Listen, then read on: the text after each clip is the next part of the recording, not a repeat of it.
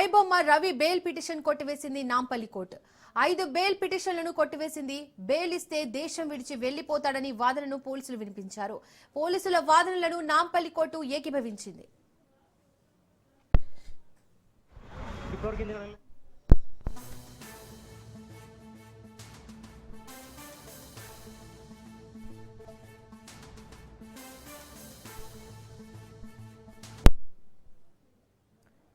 IBomma Ravi bail petition కొట్టివేసింది Nampally court. 5 bail పిటిషన్లను కొట్టివేసింది. Bail ఇస్తే దేశం విడిచి వెళ్లిపోతాడని వాదనను పోలీసులు వినిపించారు. పోలీసుల వాదనను నాంపల్లి కోర్టు ఏకీభవించింది.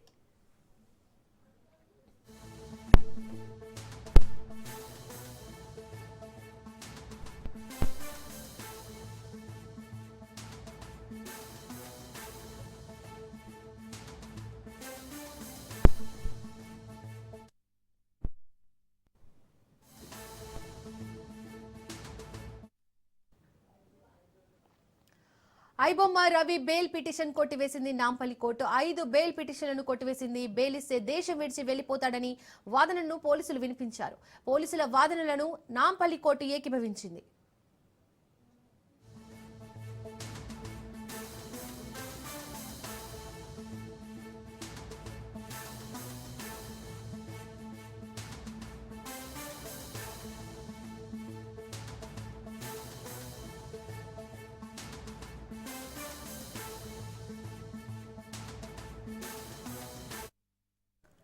ఐబొమ్మ రవి బెయిల్ పిటిషన్ ను కొట్టివేసింది నాంపల్లి కోర్టు. 5 బెయిల్ పిటిషన్లను కొట్టివేసింది. బెయిల్ ఇస్తే దేశం విడిచి వెళ్లిపోతాడని వాదనను పోలీసులు వినిపించారు. పోలీసుల వాదనలను నాంపల్లి కోర్టు ఏకీభవించింది.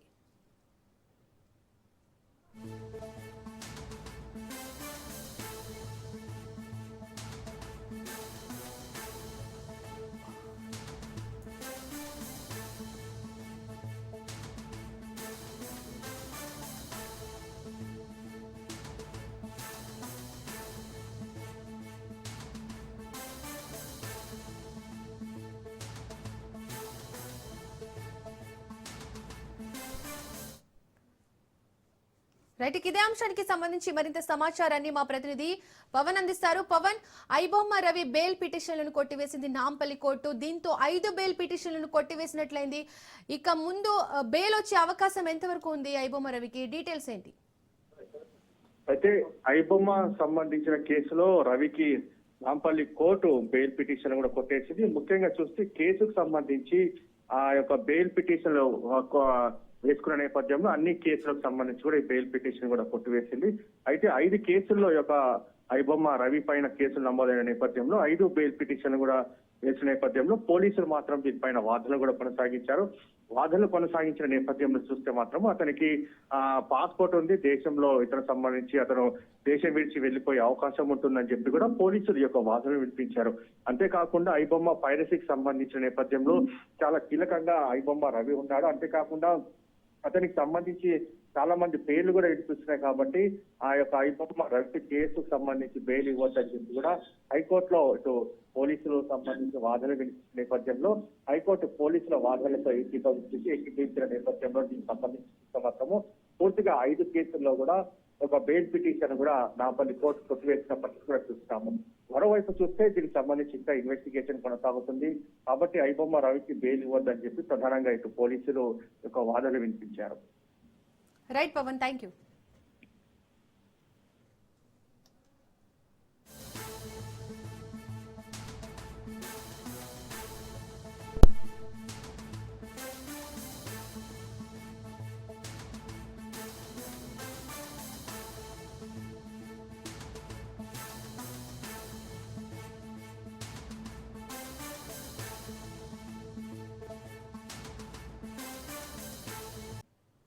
ఫోన్ ట్యాపింగ్ కేసులో కీలక పరిణామం చోటు చేసుకుంది. ఎమ్మెల్సీ నవీన్ రావు తండ్రి కొండలరావుతో పాటు ఎమ్మెల్యే మాధవరం కృష్ణారావు కొడుకు సందీప్ రావుకు నోటీసులు ఇచ్చింది.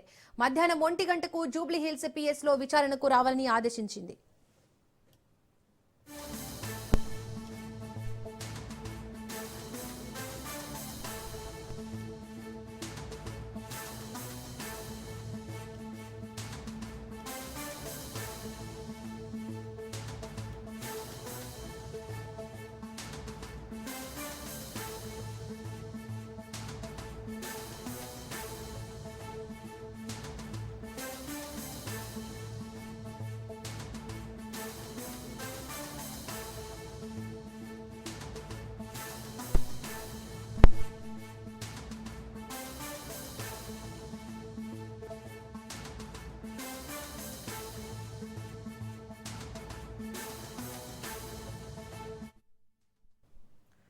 ఫోన్ ట్యాపింగ్ కేసులో కీలక పరిణామం చోటు చేసుకుంది. ఎమ్మెల్సీ నవీన్ రావు తండ్రి కొండలరావుతో పాటు ఎమ్మెల్యే మాధవరం కృష్ణారావు కొడుకు సందీప్ రావుకు నోటీసులు ఇచ్చింది. మధ్యాహ్నం 1 గంటకు జూబ్లీహిల్స్ పిఎస్ లో విచారణకు రావాలని ఆదేశించింది. రైట్, ఇక దీనికి సంబంధించి మరింత సమాచారాన్ని మా క్రైమ్ బ్యూరో చీఫ్ మధు అందిస్తారు. మధు, ఫోన్ ట్యాపింగ్ కేసులో కీలక పరిణామం అయితే చోటు చేసుకుంది. ఎమ్మెల్సీ నవీన్ రావు తండ్రి కొండలరావుతో పాటు ఎమ్మెల్యే మాధవరం కృష్ణారావు కొడుకు సందీప్ రావుకు నోటీసులు ఇచ్చింది. ఈ రోజు మధ్యాహ్నం 1 గంటకు జూబ్లీ హిల్స్ పిఎస్ లో విచారణకు రావాలని ఆదేశించింది. అయితే వీరిని ఎలాంటి అంశాలపై ప్రశ్నించే అవకాశం ఉంది? డీటెయిల్స్ ఏంటి? డెఫినెట్గా కూడా ఇప్పుడైతే సజ్జనర్ ఫోన్ ట్యాపింగ్కి సంబంధించినటువంటి కేసును టేకప్ చేశారో చాలా స్పీడప్ అయ్యింది. మొత్తం ఫోన్ ట్యాపింగ్లో ఎవరెవరి ఇన్వాల్వ్మెంట్ ఉంది అనే దానికి సంబంధించి విచారణ అంతా కూడా వేగవంతం అయినప్పటికీ కానీ ఇందులో ఇన్వాల్వ్మెంట్ ఉన్నటువంటి పొలిటికల్ పార్టీలకు సంబంధించినటువంటి నాయకులు ఎవరైతే ఉన్నారో వారి పేర్లు ఇప్పుడు చాలా కీలకం. సో అలా పొలిటికల్ పార్టీలకు సంబంధించినటువంటి పలానా పేరు వచ్చింది, లేకపోతే ఆ పేరు వినిపించింది, ఈ పేరు వినిపించింది అంటూ కూడా ప్రచారం అయితే జరగాల్సిన దానికంటే ఎక్కువగానే జరిగింది. అంటే బీఆర్ఎస్ పార్టీకి సంబంధించినటువంటి పేర్లన్నీ కూడా కీలకమైనటువంటి ముఖ్యమైనటువంటి నాయకుల పేర్లన్నీ కూడా ఒక్కొక్కటి వినిపించాయి. కానీ ఎక్కడా కూడా అఫీషియల్గా మాత్రం ఎక్కడా కూడా ఆన్ ద రికార్డ్ అయితే కనిపించలేదు. కానీ ఇప్పుడు చూసుకుంటే మాత్రము ఇద్దరు కీలకంగానే మారని చెప్పవచ్చు. అందులో భాగంగానే ఈరోజు మధ్యాహ్నం 1 గంటకు తమ ఎదుట హాజరు కావాలంటూ కూడా నవీన్ రావు అయినటువంటి ఎమ్మెల్సీ నవీన్ రావు అయినటువంటి తండ్రి కొండలరావు, అదేవిధంగా ఎమ్మెల్సీ మాధవన్ కృష్ణారావు కొడుకు అయినటువంటి సందీప్ రావు ఎదుగుతున్నారో వాళ్ళకి సంబంధించినటువంటి నోటీసులు ఇప్పుడైతే సిట్ అధికారులు జారీ చేశారు. ఖచ్చితంగా ఇది కీలక పరిణామమే. అంటే ఫోన్ ట్యాపింగ్ వ్యవహారంలో ఇది చాలా కీలకమైనటువంటి పరిణామంగానే మనం చూడాలి. ఎందుకు అనుకుంటే మాత్రము కొండలరావు కావచ్చు, కొండలరావు అనేది సంబంధించినటువంటి వ్యవహారంలో ఎమ్మెల్యే కొడుకు ఇవ్వడము, ఎమ్మెల్సీ తండ్రికి ఇవ్వడం, ఇదంతా కూడా అంటే వీళ్ళకేంటి సంబంధం అనేది ఇప్పుడు చాలా కీలకం. అంటే వీళ్ళ ఇన్వాల్వ్మెంట్ ఏ స్థాయిలో ఉంది, వీళ్ళు ఎందుకని ఈ ఫోన్ ట్యాపింగ్ వ్యవహారంలో సిట్ వీళ్ళకు నోటీసులు ఇవ్వాల్సి వచ్చింది అనేది ఒకసారి చూసుకుంటే మాత్రము ఖచ్చితంగా కూడా వీళ్ళతో పాటు ఇంకా ఎవరైనా ఉన్నారా అంటే ఫోన్ ట్యాపింగ్ వ్యవహారంలో ఇప్పుడు ఉన్నటువంటి వీళ్ళిద్దరి పేర్లు ఎప్పుడైతే తెర మీదకి వచ్చాయో, నవీన్ రావు కావచ్చు, కొండలరావు కావచ్చు, వీళ్ళిద్దరి పేర్లు ఎప్పుడైతే తెర మీదకి వచ్చాయో యూటర్న్ ఏదైనా జరగబోతుందా, అంటే కేసు అంతా కూడా కీలకమైనటువంటి టర్న్ ఏదైనా తీసుకోబోతుందా అనేది చూడాల్సినటువంటి విషయం. అండ్ మోర్ ఓవర్ ఇప్పటికే విచారించాల్సినటువంటి ప్రభాకర్ రావు ఎవరైతే ఉన్నారో ఆయన్ను పూర్తిగా కూడా తమ కస్టడీలోకి తీసుకున్నటువంటి సిట్ అధికారులు విచారించారు. అలా విచారించినటువంటి భాగంగానే ఏ మాత్రం కూడా అంటే ఇప్పటి వరకు దొరికినటువంటి హార్డ్ డిస్క్లు కావచ్చు, లేకపోతే మొబైల్ ఫోన్లు కావచ్చు, కొన్ని కీలకమైనటువంటి డాక్యుమెంటేషన్స్, సిస్టమ్స్లో ఉన్నటువంటి ఆధారాలు వాటన్నిటిని కూడా ట్రాష్ అయిపోయినా సరే అవన్నీ కూడా పూర్తిగా కూడా స్మాష్ చేసేసారని, కొన్ని వచ్చేసి వికారాబాద్ అడవుల్లో ఉన్నాయి, కొన్ని మూసిలో పడేశారంటూ కూడా అప్పట్లో సిట్ అధికారులు వెళ్ళారు, అక్కడ తనిఖీలు కూడా చేశారు. చేసినటువంటి తనిఖీలలో కొన్ని ఆధారాలు కూడా దొరికాయి. అలా దొరికినటువంటి వాటిని మళ్ళీ చాలా కష్టం మీద సిట్ అధికారులు అయితే దాంట్లో ఉన్నటువంటి ఇన్ఫర్మేషన్ ఏదైతే ఉంటుందో ఆ ఇన్ఫర్మేషన్ అంతటిని కూడా వెలికి తీశారు, కొంతవరకు ఐడెంటిఫై చేశారు. అయితే ఈ నేపథ్యంలోనే పోలీస్ అధికారులు అంటే గతంలో పనిచేసినటువంటి పోలీస్ అధికారులు ఎవరైతే ఉన్నారో ఆ సిట్కి సంబంధించినటువంటి పోలీసు బృందము ఇప్పుడు అంతా కూడా ఎస్ఐబిలో ఉన్నటువంటి తిరుపతిని కావచ్చు, లేకపోతే ఇప్పుడున్నటువంటి ప్రభాకర్ రావుని కావచ్చు, వీళ్ళందరినీ కూడా ఒక్కొక్కరిగా విచారించారు. అలా విచారించినటువంటి క్రమంలోనే పోలీస్ అధికారులు మేము మా పైన ఉన్నటువంటి ఉన్నతాధికారులు ఎవరైతే ఉంటారో ఆ ఉన్నతాధికారులు చెప్పినటువంటి సమాచారంతో వాళ్ళు ఇచ్చినటువంటి ఆదేశాలతోనే మేమంతా కూడా చేశాం తప్ప మాకంటూ ఏమీ లేదు. మరి పైన ఉన్నటువంటి అధికారులు ఎవరు? ప్రభాకర్ రావుని విచారించారు. ప్రభాకర్ రావు అని చెప్తాను, నా పైన ఉన్నటువంటి అధికారులను విచారించడం ద్వారానే నేను ఇదంతా కూడా చేశాను అనేది ఆయన చెప్పుకొచ్చడం, అదేవిధంగా పోలీసు సిటీ దగ్గర ఉన్నటువంటి ఎవిడెన్స్లు అన్నీ కూడా ఆయన ముందు పెట్టి విచారించడం, అలా కొంత ఎవిడెన్స్లు అయితే దొరికాయి.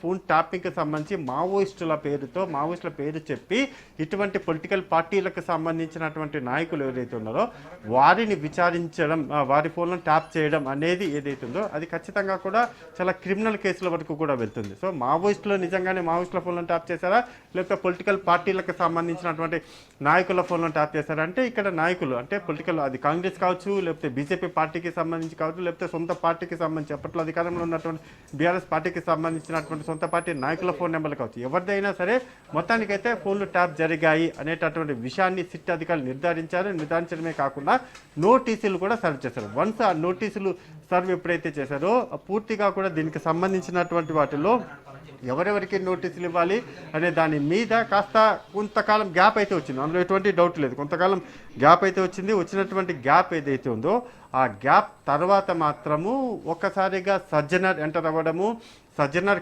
చేతికి ఈ ఫైల్ అంతా కూడా వెళ్ళడం. వన్స్ సజ్జనర్ చేతికి ఫోన్ ట్యాపింగ్కి సంబంధించినటువంటి ఫైల్ ఎప్పుడైతే వెళ్ళిన తర్వాత ప్రభాకర్ రావును విచారించడం అనే ఆ ప్రక్రియ ఏదైతే ఉందో అదంతా కూడా ఆయన హయాంలోనే జరిగింది. ఇది చాలా కీలకం. ప్రభాకర్ రావును విచారించేటటువంటి ప్రక్రియ ఏదైతే ఉందో అదంతా కూడా సజ్జనర్ టైంలోనే జరిగింది. సో అలా జరిగినటువంటి క్రమంలోనే ఫస్ట్ టైం ఇక్కడ నోటీసుల పర్వం అయితే మొదలైంది. ఈ నోటీసులలో ప్రధానంగా మనం చూసుకుంటే మాత్రము నవీన్ రావు, ఎమ్మెల్సీకి సంబంధించినటువంటి నవీన్ రావు తండ్రి కొండలరావు ఎవరైతే ఉన్నారో అతన్ని కూడా పిలిపించారు. ఇప్పుడు నోటీసులు మధ్యాహ్నం 1 గంటకు తమ ఎదుట హాజరు కావాలంటూ కూడా సిట్ అధికారులు నోటీసులు ఇచ్చారు. అదేవిధంగా కూడా సందీప్ రావు కూడా నోటీసులు ఇచ్చారు. ఇతను ఎమ్మెల్యే మాధవరావు ఎవరైతే ఉన్నారో మాధవరావు కృష్ణారావుకి సంబంధించినటువంటి ఈ కొడుకు. సో ఇతను కూడా నోటీసులు ఇవ్వడంతో మధ్యాహ్నం 1 గంటకు వీళ్ళిద్దరు కూడా రాబోతున్నారు. కానీ ఇక్కడ ఒకటి వస్తారా రారా అనేది ఇప్పుడు చాలా కీలకం. ఖచ్చితంగా రావాలి, కానీ రాకుండా ఉండొచ్చు ఆప్షన్ కూడా ఉంది. ఫైనల్ నోటీసులు ఇచ్చారు, హాజరు కావాలి అని పక్కాగా తెలియదు ఆప్షన్ ఉంది. మీరు ఇప్పటికిప్పుడు నోటీసులు ఇచ్చారు కాబట్టి మేము కాస్త సమయం కావాలని, లేవు ఒకవేళ నోటీసులు ముందుగానే ఇచ్చి ఉన్నా కానీ ఇప్పుడు బయటకు వచ్చినప్పటికీ కానీ వాళ్ళు మరికొంత సమయం అడిగే అవకాశం, మాకు సడన్గా వేరే పనులు వచ్చాయనో లేకపోతే ఏదైనా అలా చెప్పే అవకాశం కూడా లేకపోలేదు. కానీ ఈరోజు మధ్యాహ్నం 1 గంట ఆల్మోస్ట్ 12:15 అయింది కాబట్టి ఇంకో 45 మినిట్స్లో వాళ్ళు రావాలి, లేకపోతే రాకపోతే ఎందుకు రావట్లేదు అనేటటువంటి రీజన్ చెప్పి మరొక డేట్ మేము హాజరవుతాము అనేటటువంటి విషయాన్ని కూడా సిట్ అధికారులకు చెప్పే అవకాశం లేకపోలేదు. సో ఏది ఏమైనా మొత్తానికి ఫోన్ ట్యాపింగ్ వ్యవహారం ఎటు తిరగబోతుంది, ఎటు మలుపు తీసుకోబోతుంది అని చూడాలి. ఇప్పటికే బీఆర్ఎస్ వర్సెస్ కాంగ్రెస్ అనే విధంగా కూడా పొలిటికల్ హీట్ అయితే ఖచ్చితంగా తెలంగాణ స్టేట్లో కనబడుతుంది. ఇక ఒకవైపు అసెంబ్లీలో కూడా మనం చూసాం, in the assembly out the assembly అనే విధంగా కూడా అసెంబ్లీలో ఇలా 2 పార్టీలకు సంబంధించినటువంటి నాయకుల మధ్య మాటల యుద్ధం, అదేవిధంగా బయటకు వచ్చిన తర్వాత జరిగినటువంటి మాటల యుద్ధం. అదేవిధంగా రేవంత్ రెడ్డి కూడా చూసుకుంటే మాత్రం ఖచ్చితంగా కూడా వచ్చే ఎన్నికలు మేము గెలుస్తాము అని ఆయన ధీమాగా చెప్తూ ఉండడము, ఫోన్ ట్యాపింగ్ వ్యవహారంలో ఒక్కొక్కటిగా ఇప్పుడు నోటీసులు ఇస్తూ ఉండడంతో నెక్స్ట్ ఎవరికి నోటీసులు ఇవ్వబోతున్నారు, ప్రచారం ఏదైతే జరిగిందో హరీష్ రావు అన్నారు, అదేవిధంగా కేటీఆర్ అన్నారు, కేసీఆర్ కూడా నోటీసులు ఇస్తారు అంటూ కూడా పెద్ద ఎత్తున ప్రచారం జరిగింది. కానీ అంతవరకు కూడా వ్యవహారం అయితే వెళ్ళలేదు. కేటీఆర్ వరకు వెళ్ళబోతున్నారు, కేటీఆర్కు నోటీసులు ఇవ్వబోతున్నారు, హరీష్ రావుకు నోటీసులు ఇవ్వబోతున్నారు, ద ఫ్యాక్ట్ కేసీఆర్ కూడా నోటీసులు ఇవ్వబోతున్నారు అంటూ కూడా ఒక హైప్ అయితే క్రియేట్ అయింది. అందులో ఎటువంటి డౌట్ లేదు, అందరికీ కూడా తెలుసు వీళ్లకు నోటీసులు ఇవ్వబోతున్నారు. ఖచ్చితంగా అతి త్వరలోనే కేసీఆర్కు సిట్ అధికారులు నోటీసులు ఇస్తారు, పిలిపిస్తారు, విచారణ జరుపుతారు అనేటటువంటి ప్రచారం చాలా పీక్ స్టేజ్కి అయితే వెళ్ళిపోయింది. కానీ ఇప్పుడు చూసుకుంటే మాత్రము ఇప్పుడు వీళ్ళిద్దరికీ ఈరోజు మధ్యాహ్నం రావాలని చెప్పారు కాబట్టి ఇక నెక్స్ట్ స్టెప్ ఎలా ఉండబోతుందో చూడాలి. Deepika. Right Madhu, thank you.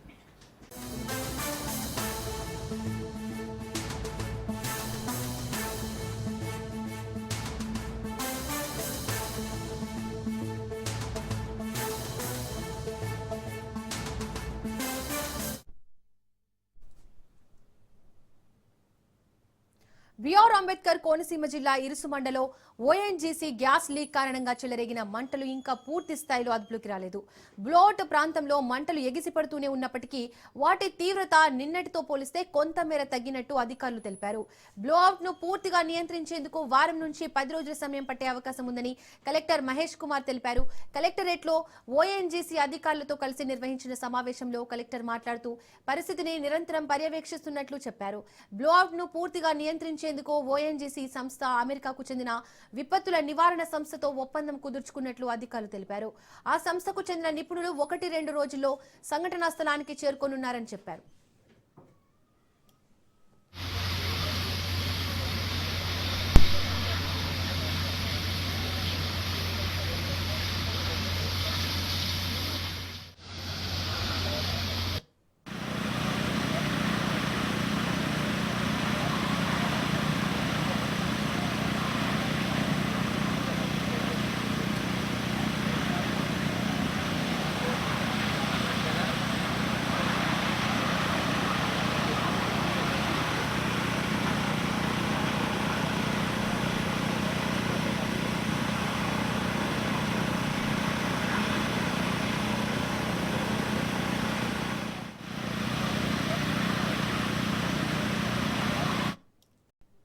Parvathipuram Manyam జిల్లా గంగరాయ వలసలో ఏనుగుల గుంపు బీభత్సం సృష్టించింది.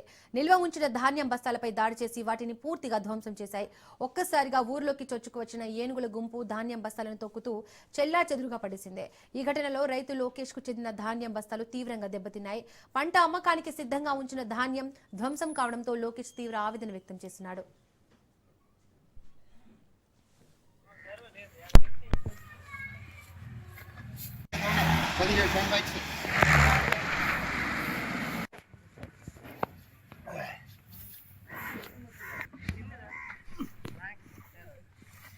ఏడిసి వీడియోకి తెచ్చాను నేను, నాకే గుర్తులేదు, ఇంకా తిప్పుతాను రాసి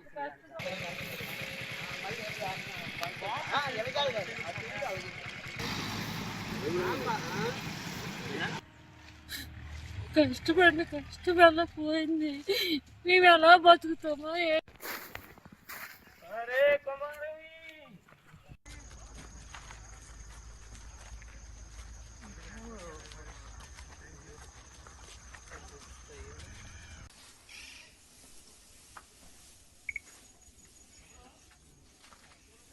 ఉన్నాడు అని తల్లిదే తల్లి ఆ పిల్ల తల్లి ముందుగా ఏడుతాను కానీ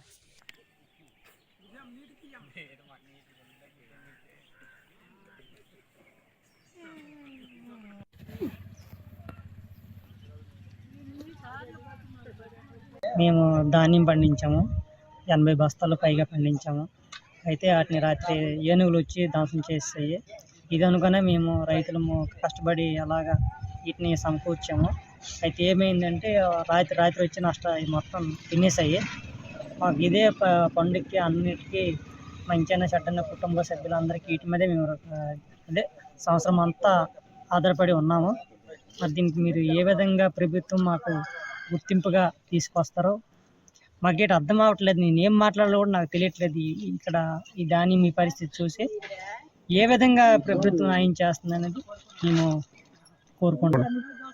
మొత్తం 100 బస్తాలు సార్, 100 బస్తాలకి ఏ బస్తాలు కూడా లేవు, మొత్తం చిరిగిపోయి ఉన్నాయి. మేము ఏంటి చెప్పాలనేది కూడా మాకు అర్థం అవ్వట్లేదు. రాత్రి వచ్చి ఏనుగులు ధ్వంసం చేస్తే. పెద్దపల్లి జిల్లా జూలపల్లి మండలం వడ్కాపూర్ గ్రామంలో పెద్ద పులి సంచారం కలకలం రేపుతోంది. వడ్కాపూర్ బాలరాజుపల్లి రోడ్డు దగ్గర రాగుల బక్కయ్యకి చెందిన మొక్కజొన్న పంటలో పులి అడుగుజాడలు కనిపించాయి. అటవీశాఖ అధికారులు ధృవీకరించారు. అనంతరం రైతులు జాగ్రత్తగా ఉండాలని సూచించారు.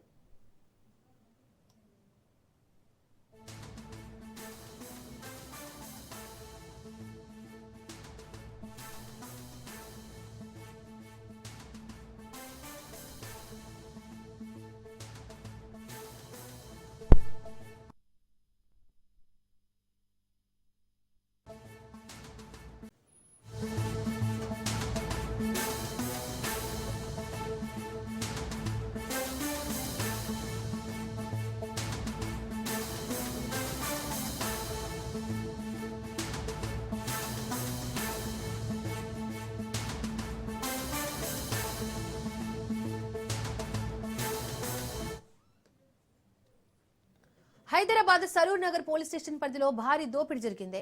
కర్మాన్ ఘాట్ పద్మానగర్ కాలనీలో ఒంటరిగా నివసిస్తున్న సుగుణ అనే వృద్ధురాలిపై స్ప్రే చేసి సుమారు 10 తులాల బంగారాన్ని ఎత్తుకెళ్లారు దుండగులు. వృద్ధురాలికి పరిచయస్తురాలైన సుమిత్ర అనే మహిళ మరో ఇద్దరు సుగుణ ఇంటికి వెళ్లారు. ఈ క్రమంలోనే సుగుణపై స్ప్రే చేయగా ఆమె అపస్మారక స్థితిలోకి వెళ్లగానే ఆమె ఒంటిపై ఉన్న బంగారం దోచుకెళ్లారు దుండగులు. బాధితురాలి ఫిర్యాదు మేరకు కేసు నమోదు చేసుకున్న పోలీసులు నిందితులను అదుపులోకి తీసుకుని విచారిస్తున్నారు.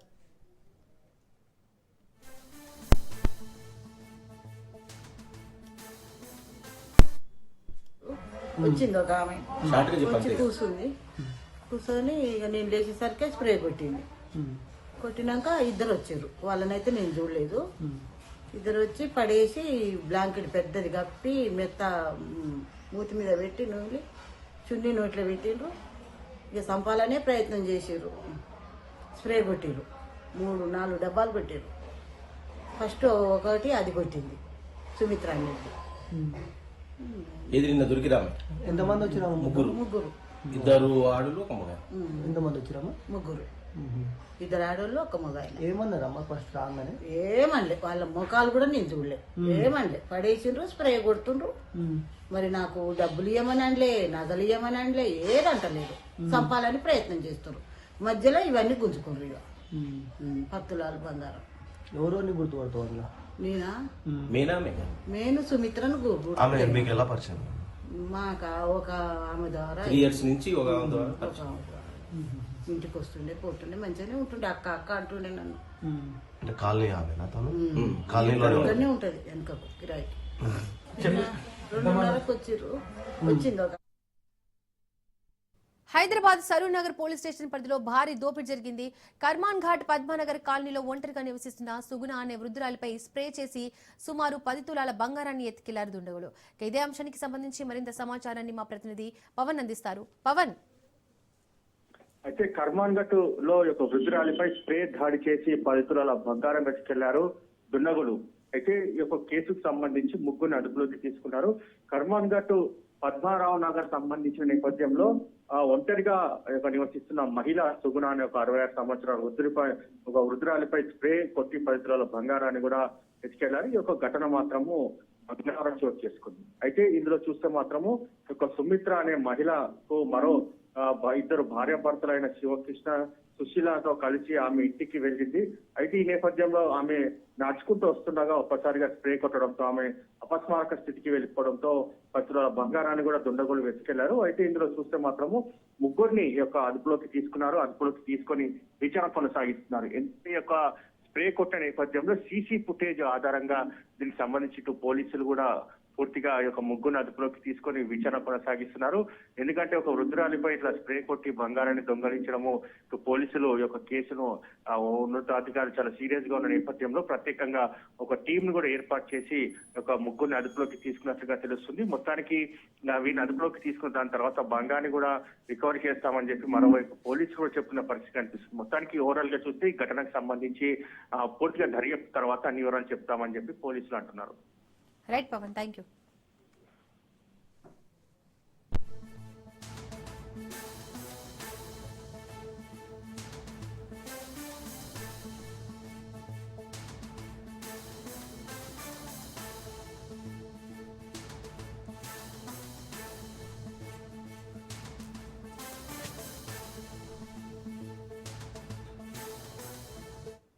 తిరుమల శ్రీవారిని హీరోయిన్లు మీనాక్షి చౌదరి, ఐశ్వర్య రాజేష్ దర్శించుకున్నారు. అనంతరం వైకుంఠ ఉత్తర ద్వార దర్శనం చేశారు.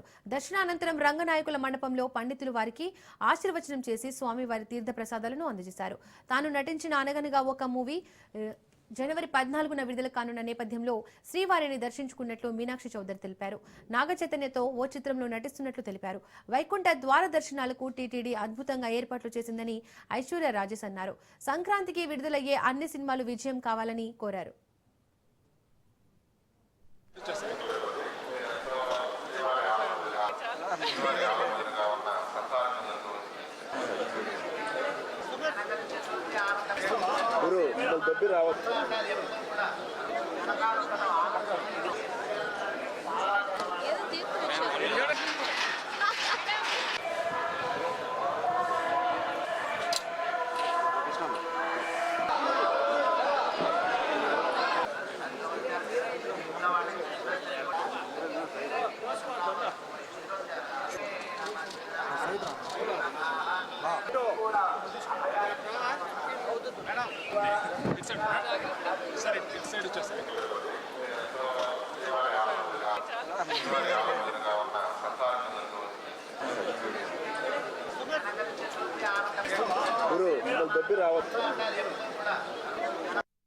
దర్శన్ మంచి దర్శన్ జరిగింది. అండ్ ఒక మార్నింగ్ ఇది మన రిలీజ్ ముందు ఒక దర్శన్ అయితే నేను చాలా happy. And 14th January release ఉంది అనగనక ఒక రాజు థియేటర్స్లో. సో చాలా చాలా హ్యాపీ, చాలా సంతోషంగా ఉంది తిరుపతికి రావడం. ఇక్కడ వెంకటేశ్వర స్వామి దర్శన్ తర్వాత మన రిలీజ్కి ఒక ఫుల్ జోష్తో చేస్తే నేను చాలా హ్యాపీ. సో మీరు కూడా చూడండి సినిమాస్లో. Thank you. హ్యాపీ సంక్రాంతి. మీ అందరికీ సంక్రాంతి శుభాకాంక్షలు. అది ఒక నాగ చైతన్య గారితో ఒక సినిమా ఉంది. సో అది మిడ్ ఆఫ్ ఈ ఇయర్ రిలీజ్ అవుతుంది. అండ్ ఇంకా చాలా ఉన్నాయి. అది ఒకసారి ప్రొడక్షన్ హౌస్ ఒక ఫార్మలీ అనౌన్స్ చేస్తే నేను చెప్తాను. థ్యాంక్ యూ అండి. To all happy Sankranti. చాలా మంచి దర్శనం అయింది. టీటీడీ వాళ్ళు మంచి దర్శనం అరేంజ్ చేశారు. వైకుంఠ ఏకాదశి రేపుతో క్లోజింగ్. సో చాలా సంతోషంగా ఉంది ఈ రోజు వచ్చిన దానికి. నాతో పాటు మీనాక్షి కూడా వచ్చింది, చాలా సంతోషం. అండ్ అన్ని సంక్రాంతి సినిమాలకి wishing you all the best and success. Thank you. చాలా ఉన్నాయి, వస్తాయి ఈ ఇయర్ వచ్చినప్పుడు చూడండి. Okay sir, thank you. Darshan మంచి దర్శన్